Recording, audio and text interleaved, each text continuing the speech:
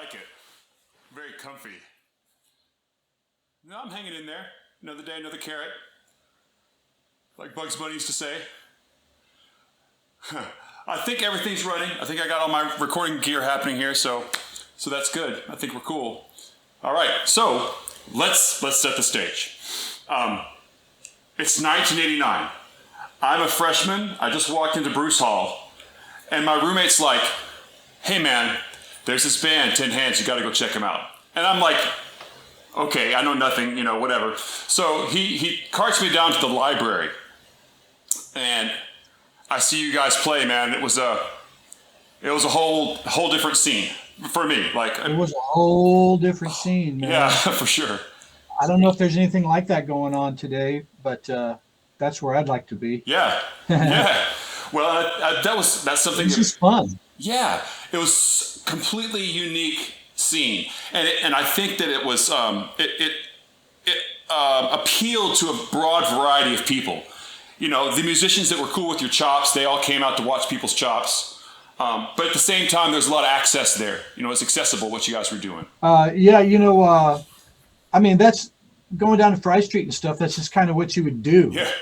And going and seeing bands, and Fry Street right across the street from UNT, or MTSU back then, and now I don't know if bands play anywhere near Fry Street. Original bands, at least. Rick's. I mean, just think about Rick's. I remember Rick's. How amazing that place was.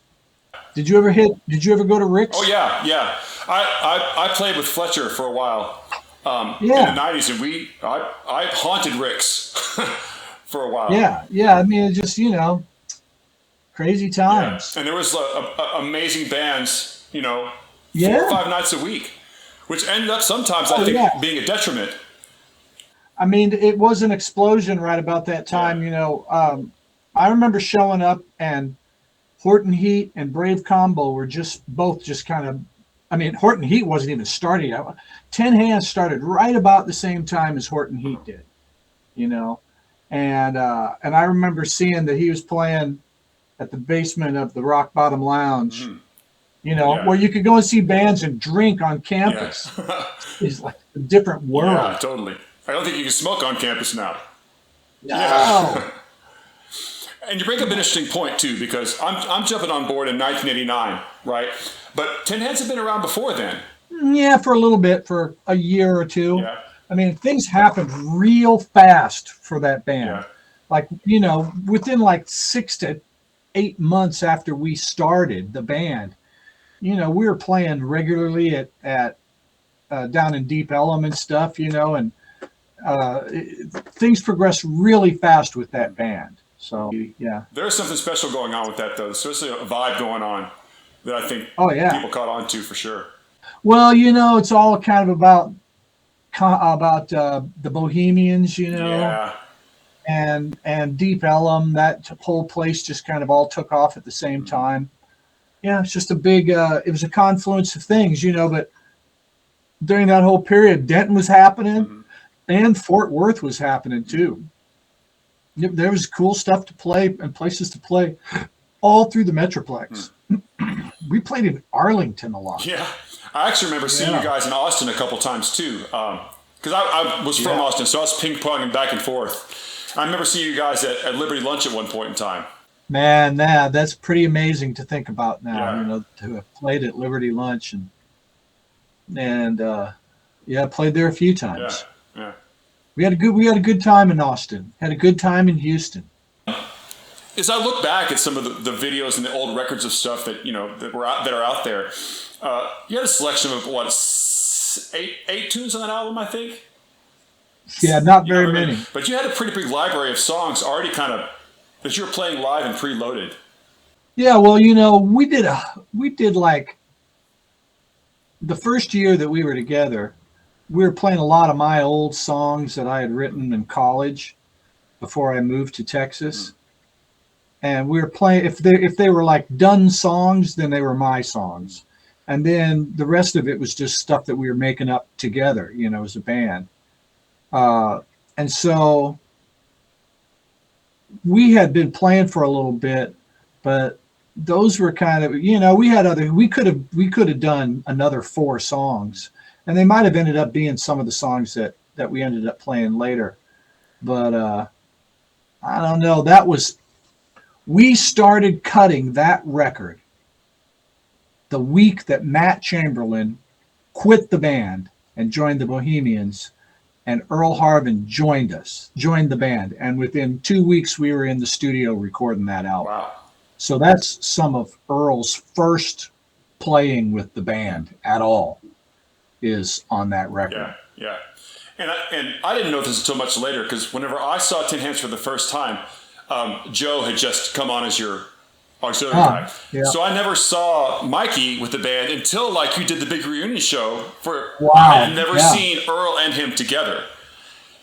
Wow. Okay. So you didn't, and that was 89? Yeah. I think it just happened. Like everybody was like, yeah, this is the new guy. And Right. Yeah. I understand. Yeah. But I didn't know any different. It was all great to me. So. Yeah. Like I say, we started in 87 and things happened super fast. Yeah. It seemed like forever. yeah, a lot happened.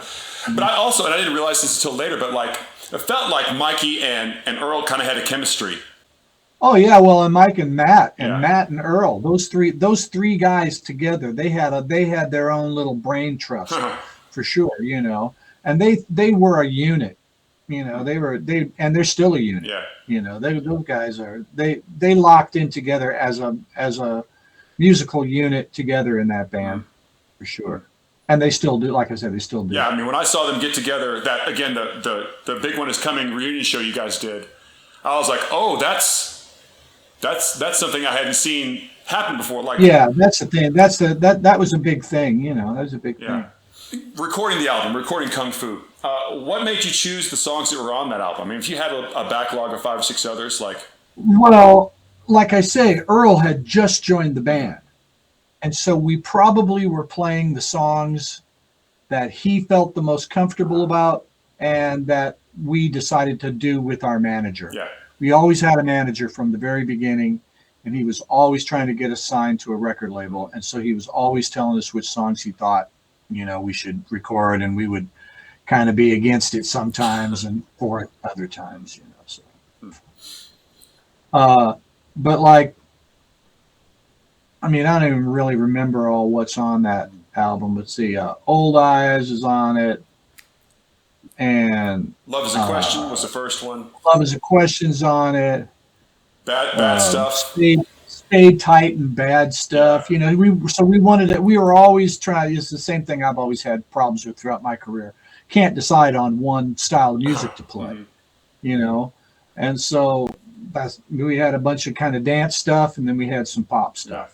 Well, it's cool when you do stuff like that, in my opinion, because then the personalities of the people in the band are what kind of help bring it together. Yeah. It's just a marketing thing, just homogeneity. It's difficult to market.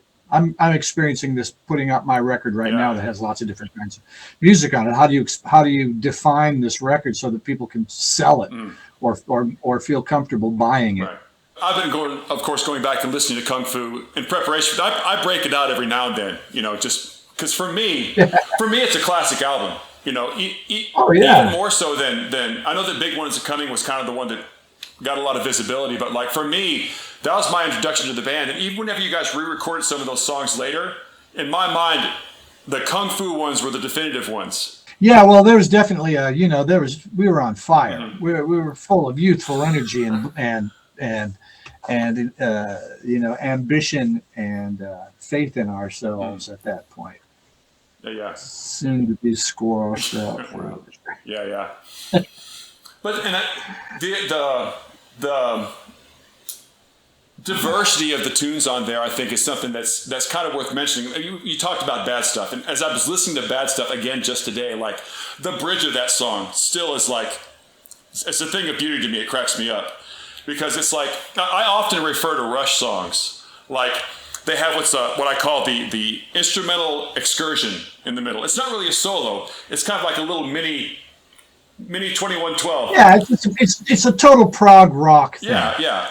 The total prog rock thing. It's like, man, let's put some, and of course, that's a whole It's a tone row. And so the joke is that right in the middle of this thing, we bust out a tone row in kind of Zappa style. Yeah. Yeah.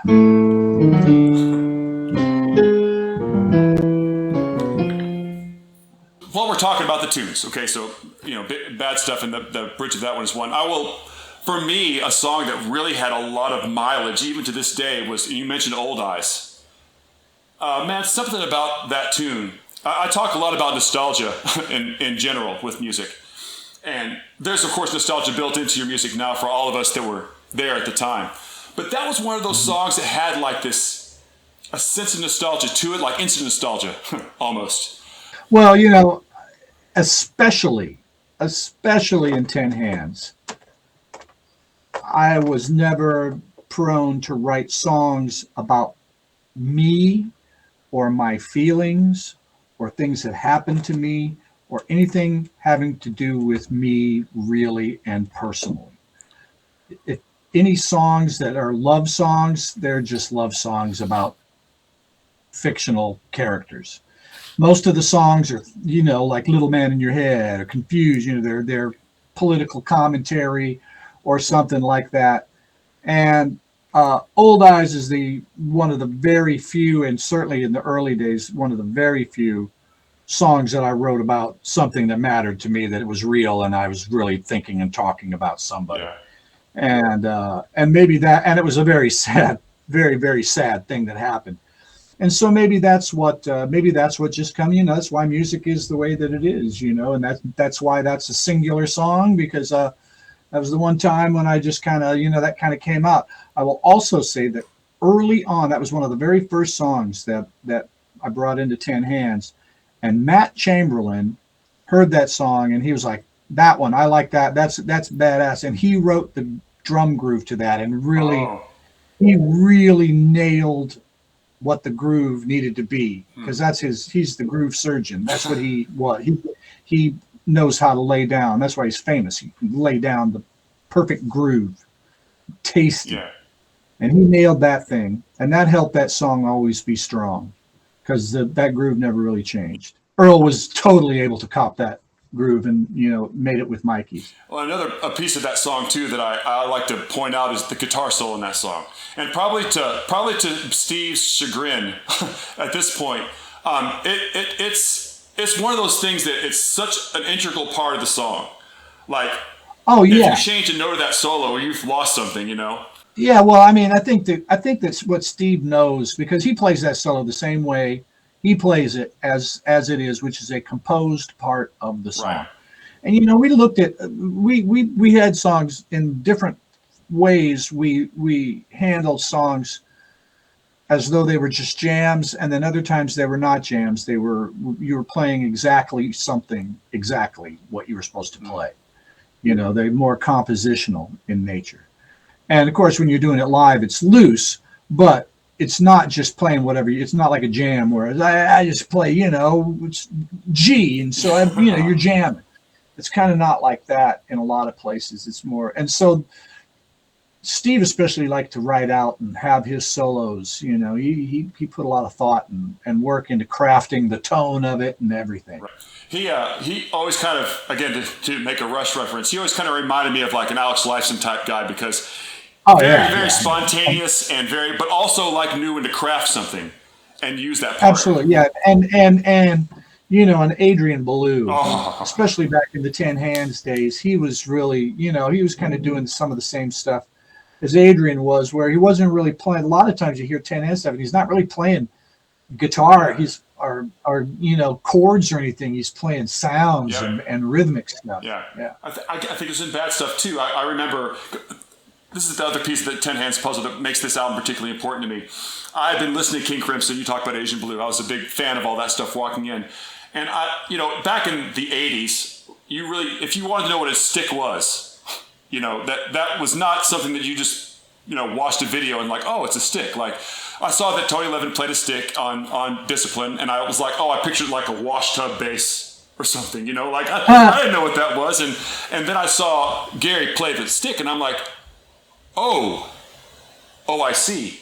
That's what it And is. that changed the way I listened Yeah. to King Crimson. And now, I mean, I picked up a stick many years later and played as well. But like seeing Gary do that was hugely influential to me. Yeah, man. Well, it's funny. Gary moved to Texas with Matt Chamberlain. Huh. They were friends in California, and they moved here together, and moved into this big plate things we call the Gone House. It's where the dance department building now stands. In Denton, they tore down the big Gone House where we all used to live and practice, and they built all this university stuff. And then that's where I work. Actually, I still work at the site where Ten Hands was founded. Huh. It's crazy. That's crazy. I go to work on the site where Ten Hands was basically founded and played our first gig. Anyway, yeah, I can't remember what I was talking about now. Oh, talk about Gary came with Matt Chamberlain. Well, Gary came with Matt, and I was more excited about about the stick than I was about Matt. Yeah. There were drummers all over the place. I didn't understand who I was dealing with at the time. I came to understand very quickly who I was dealing with, though, in Matt's case, because he was the way he was from the minute I met him. And he was on his way and knew what he wanted to do and was working hard and was just going bing, bing, bing, bing, bing, bing, bing. And, I think that I just feel good that I think that maybe me and in some ways Ten Hands was one of the very first early steps that he took, because he got some, it helped him to get the gig with the Bohemians that he was, the drummer for Ten Hands for sure. Yeah. Yeah. So, I can't remember where all this came from, but Matt playing the drums and Gary playing the sticks. So Gary and I got together real early on because he and I hit it off real well and started writing music and recording stuff and hanging out a lot right off the bat. Me and Gary hit it off really well. And so I was always very excited about the stick for that same reason, the whole discipline, just like it's the coolest. Yeah. And I remember at first I was like, well, how come he's just doing one-handed stuff? And I was all like, it's hard enough. That's plenty. That is plenty.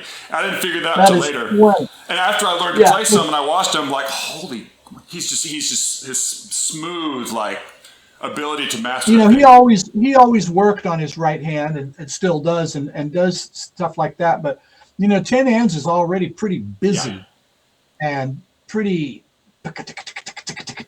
as it is. And the thing about the stick is it's a percussion instrument. It's not like it doesn't have that soft, fleshy sound. It's got a ting tick tick tick tick tick tick. So when he goes that's right in there with all the other stick stuff going, other sticks. Yeah. So, he decided early on that he needed to hold down the bass and concentrate on that. Yeah. So, but even so, like a lot of people who just play bass on stick play two-handed bass. I mean, Tony Levin even does that. Oh, but like he's all just and with that tuning, that fist tuning, the accuracy is super tough, and he's all over it. The greenhouse effect. And the greenhouse effect is one that actually if you know what a stick is, it's, he's playing stick on that, but that's the one he's really doing some sticky stuff. It sounds pretty sticky, and you were doing some sampling on that tune as well, weren't you? Oh yeah. The Ensoniq Mirage. Yeah. The first commercially available sampler. Mm-hmm. I had one. I still have one. Where did you get those samples from? I've always been curious about this. Greenhouse effect. That's the and those. Oh yeah, well, that is a sample of a young woman who was a veterinary technician that worked with my friend George, and she's saying "Onsun sai kamuntagun song," and what does that mean? I think it means a world with no money. Oh. Yeah. I think it's something like that. Onsun sai kamuntagun song. And what is that? What language is that? What? Japanese, I believe. Okay, right on. Yeah, who knows? Maybe somebody can really tell me what that means. Onsun sai kamuntagun song. That sounds right, yeah. I don't have that sample on me right Oh, yeah. I now. was looking in his pockets. It's in here somewhere. Well, I don't have my Nord hooked up. I could find it for you if I had my Nord hooked up, all but I don't. You talked a little bit about the nostalgia with this. You've had a lot of success in more recent years of these kind of relatively regular, I hate to call them reunion shows anymore, but you guys, because you've done them, once every 6 months or so, and, people still come out to that. Part of that is due to like their own nostalgia for the scene that was.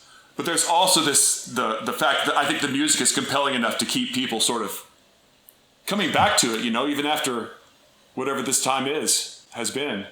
Oh, well, by this time, you're not an old person, but you've lived long enough to know that the things that you were into, the music you were into, the television shows that you were into in that age between, say, 15 and 28, that stuff is going to be your favorite stuff, probably. Yeah. For a lot of people, that's the last music that they're really going to listen to. That's the last time that they're really going to be actively into current popular music, and that pretty soon they begin to phase out, and the music, you start to hear not the music today, not as good as it used to be. The same old thing, and so I think it has to do with the synapses burned in your brain. That it feels good to your brain to fire those old synapses, and to actually hear the music again helps your brain to refire them and redo those pathways.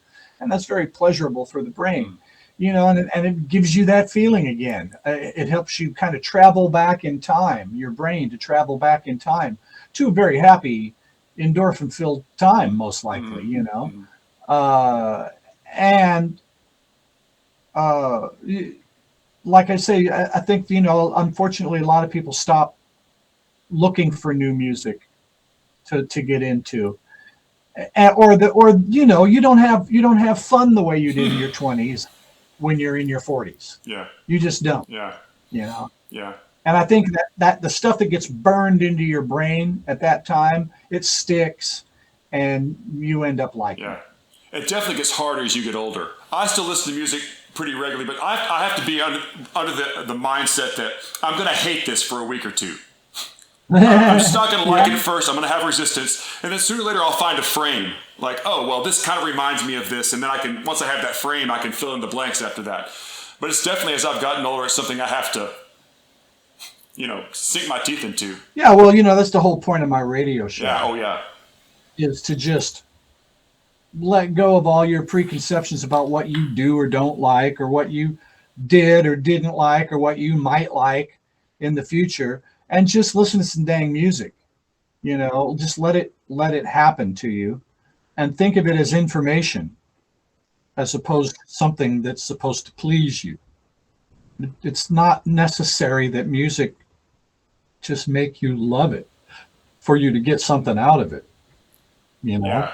It's like watching a movie or a documentary or something. It might be in some ways uncomfortable, but then afterwards you're like, yeah, it was very worthwhile. You got something out of it.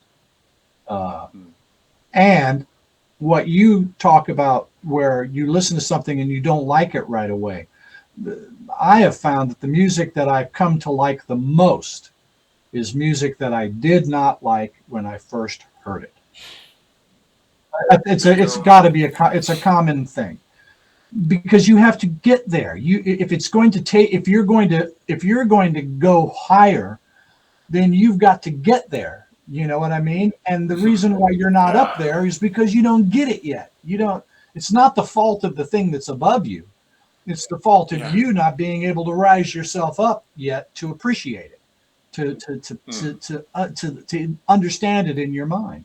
I've gotten to the point too where when I listen to something, I can tell it's like, it's not that I don't like this, I just don't get it yet. I don't get it. That's what the whole thing. I don't get it yet. Right. And one thing I got from the radio shows is like, if somebody takes the time and effort to get onto the blog and suggest something, then I should listen to it if I can, if there's time and everything. And that alone is almost enough of a reason to play something, and that if I judge it and don't play it before that happens, then what am I doing? And so, and I've made it's a definite part of the planning of the show that I play things that I don't personally like. It's just like it's kind of a no-brainer for me.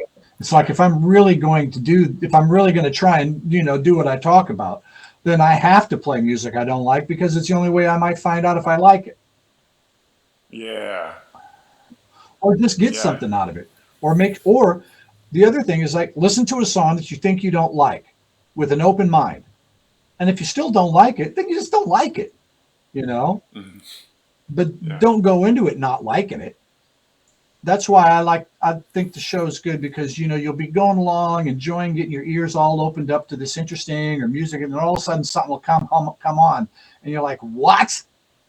Why are you playing that? And it's usually like playing a real popular song or something, or an old hit record or something. And a lot of times when I do that, it's like, wow, I never realized how beautiful this song really is. I just kind of tune it out because I've heard it a million times. And it's like, I haven't heard it a million times, actually. I've kind of superficially heard it a bunch of times, and now I'm finally listening to it. Speaking of new music, you have a new album coming out soon, Alphabet Girls Volume 2. Yeah. And Alphabet Girls Volume 1, again, for me, when that came out a few years ago, more than a few now, it's a brilliant, I know it's crazy that it was like, oh, that's the new album, and now I'm like, we're already on, time. But it's, I'm really looking forward to it, because I love the concept of the first album. I love the execution of the first album, and I love the variety. It shows all these facets of your musical personality. I mean, you go from like hardcore minimalism to like wacky jazz and all the stuff in between, and that's aspects of you. Do you kind of feel like that has been captured as well in the new record? Well, to hear the first album described as you just did, I would say that the second album has a lot of the same aspects to it. I don't think that there's a lot of similarities between the two. I think there's enough consistency, and there's enough separation between the two. And I kind of at this point, I'm still kind of liking that. I'm not a huge fan of that first recording, and it would make me very happy to someday be able to spend the time and really record the first album again.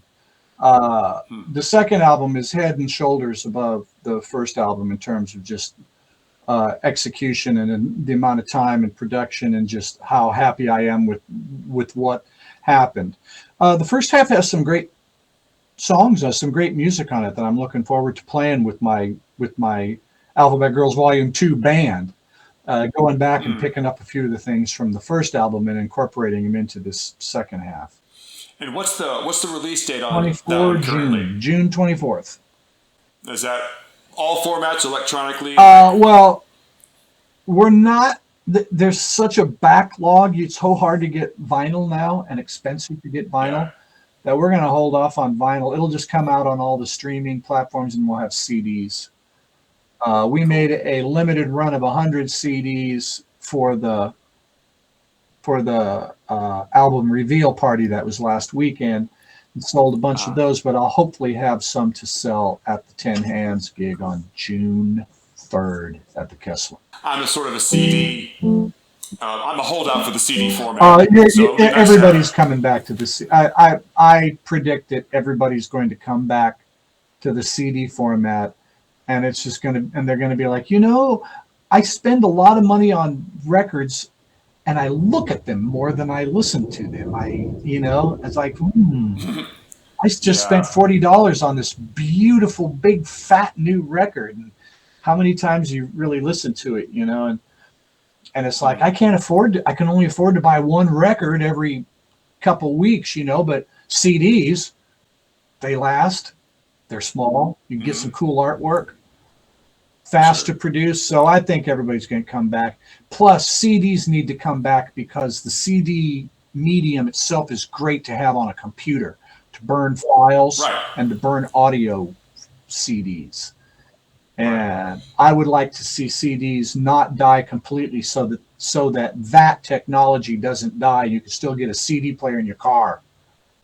And I like CDs too because it's easy to get onto your computer. Like I like the flexibility of having MP3s. I hate the way they sound, but they work. You know, I can't as tell far as because my ears are bad. So yeah, well, I hear that too actually. But the CD, you get it. You can rip it in your computer. You can put it on. I mean, it's you know, with a record, like ripping it to your computer is a big production. You know, and with me, I can just plug it in and do it. It's easy. Yep. So I like CDs. anyway, you'll have a sale with me on the CD. Excellent. For sure. Excellent. Yeah. Yeah, I got tired of CDs. I was one of the first ones to start bailing on CDs. Even before the vinyl thing started, I was going, man, I am so tired of I just got all these CDs. But it was because when CDs were the main format, that's how you got all your promotional material. And now people don't send CDs out as promotional material anymore. They just send links to downloads. Right. You know, right. and so now I don't have these mounds and mounds of CDs anymore. I'm like going, okay, now I can kind of pick and choose and have the CDs that I want. You know. Right. This is the thing about Kung Fu that always got me is I held out for a CD. Oh yeah, and release. it finally came, didn't it? Did it really? Didn't we put? You may have. I actually finally just burned my own copy and made a fancy CD cover for it. But didn't we ever put out Kung Fu on a CD? Oh, we must have. I'll have to ask Steve. Although now that I think about it, I held out for. Let me tell you. So that again with nostalgia, me being a freshman at UNT, I was burning the road up between Austin and Denton during that time because I was a freshman. I was still clinging to my old life, and so I probably bought 15 tapes of Kung Fu. That's what I like from the Hastings in the mall. Like they would get a new set in, and I would just buy them. And I just went home to Austin, was just throwing at my friends, you got to check it out, man. You got to check it out. You got to check it out. Everywhere I was like the purveyor, like the dealer for 10 Hands tapes back in the day. And I was always like, I want the CD. And it never, I finally, when the CD technology came out, I finally like burned a copy, made a fancy jewel case for it, made the little shiny label, and that was my archive copy that I had for years. Good for you. Yeah. Yeah. You know, I just don't think that we ended up taking that recording all that seriously. Like I say, really everything happened so fast that it kind of got left in the dust. So, yeah. Well, not so much. We'll probably put it out. I know that we've talked about it, and we've been wanting to put out some new CDs. We've got a wonderful recording that we did live in the studio with Dave Castell as a pre-production for the unfortunate Be My Guru album. It was what that album should have sounded like. And it's pretty good. It's all live and it sounds great. Big Al's just crazy good. Yeah. And so we've been talking about releasing that for quite some time. And that has some cool versions of songs that kind of got wasted on Be My Guru. I actually think, because I repurchased again from Amazon the Kung Fu, That's What I Like, probably for the 15,000th time at this point. And I actually think that the album's production, despite, it was a local production. And that's Robert Wexler. That's no schlub recording. Robert was top notch. Yeah, well, I'll tell you, the recording holds up, I think. I mean, even today, it's got a lot of clarity to it. And the thing that we had problems with Robert was that his recordings were so good and so beautiful that they didn't have any he would mix super loud, and so you'd be in the studio going, God damn, this is a rockin'est thing, man. This sounds so good. And then you take it out and you put it in the car stereo, and it's like, what happened to all the sounds? Why does this sound so wimpy and thin and it was just his style of mixing, and we got it where we wanted. I mean, it sounds great.